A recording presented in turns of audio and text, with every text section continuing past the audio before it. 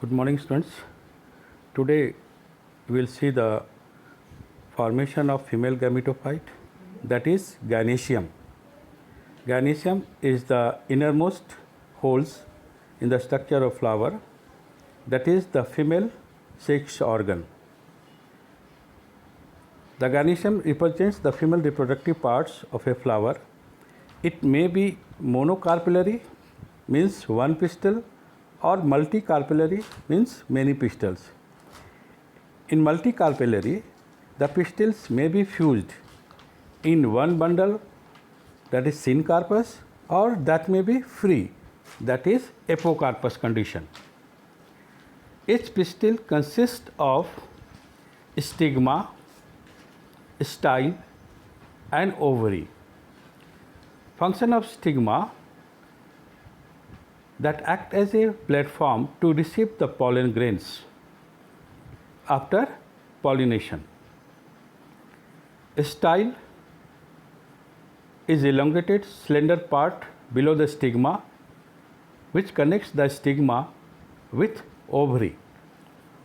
Ovary is a bulged basal part containing the placenta, which is located inside the ovarian locule. The placenta contains the megasporangia, that is ovule. See the parts of stamen: stigma, style, and ovary. Ovary is lying on thalamus. Now see the structure of megasporangium, that is ovule. The ovule is attached to the placenta by funicle. The junction of ovule and the funicle is known as hilum. Each ovule has one or two protective layers called integuments, which cover the rest of the ovule except a small opening called micropyle. After fertilization, this integuments forms the seed coat, that is outer testa and inner tegmen. The chalaza lying on the opposite side of the micropyle end represents the basal part of the ovule. Nucellus is present within the integuments and contains reserve food. The embryo sac or the female gametophyte is located within the nucellus. See the structure of ovule: hilum, funicle, micropyle is the opening, then integuments, outer and inner, then embryo sac, and then chalazal pole. Megasporogenesis. The megaspore mother cell, MMC, gets converted into megaspores by the process of megasporogenesis. The MMC is large and contains a dense cytoplasm and a prominent nucleus. It undergoes meiosis to produce 4 megaspores. Female gametophyte: in most flowering plant, only one megaspore is functional while other 3 degenerates. The single functional megaspore develops into the female gametophyte. This kind of development is called monosporic development. The nucleus of the functional megaspore divides mitotically to form 2 nuclei which move towards the opposite ends, forming a 2-nucleated embryo sac. 2 more mitotic divisions ensure, leading to the formation of 4 nucleated and 8 nucleated embryo sacs. After the 8 nucleated stage, the cell walls are let down and the typical female gametophyte is formed. 6 of the 8 nuclei get surrounded by the cell wall, and the remaining 2, called polar nuclei, are situated below the egg apparatus in the large central cell. 3 of the 6 cells are placed at the micropylar end and constitute the egg apparatus, means 2 synergids plus 1 egg cell. The synergids have a special thickening at the micropylar end These are together called filiform apparatus. It helps in leading the pollen tubes into the synergids, means helps in fertilization. Three cells at the chalazal end are called antipodal cells. A typical angiospermic female gametophyte is 7 cell and 8 nucleated at maturity, as shown in the following diagram.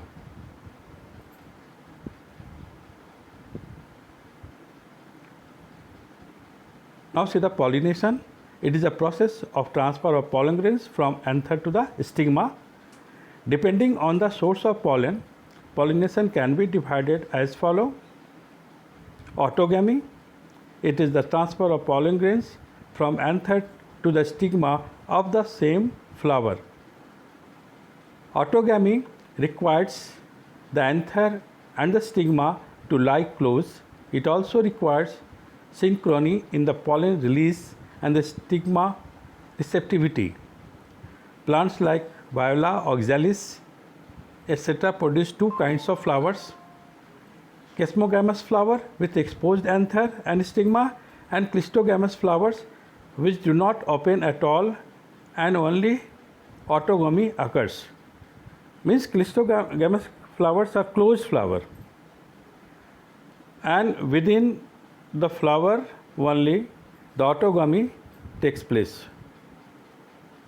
Geitonogamy, it is the transfer of pollen from anther of one flower to the stigma of another flower in the same plant.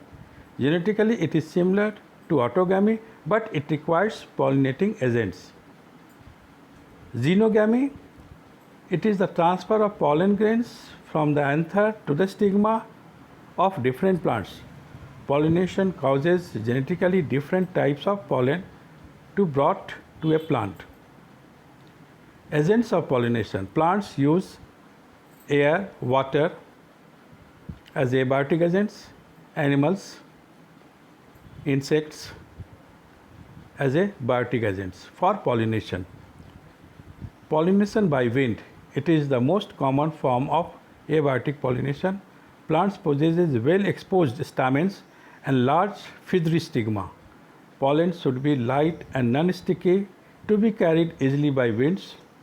Wind pollinated flowers often have single ovule in the ovary and numerous flowers packed in an inflorescence. It is common in grasses. Pollination by water. It is rare in flowering plants except in some of aquatic plants like Vallisneria and Hydrilla. In most water pollinated plants, the pollen grains are long and ribbon-like and protected from wetting by mucilaginous covering.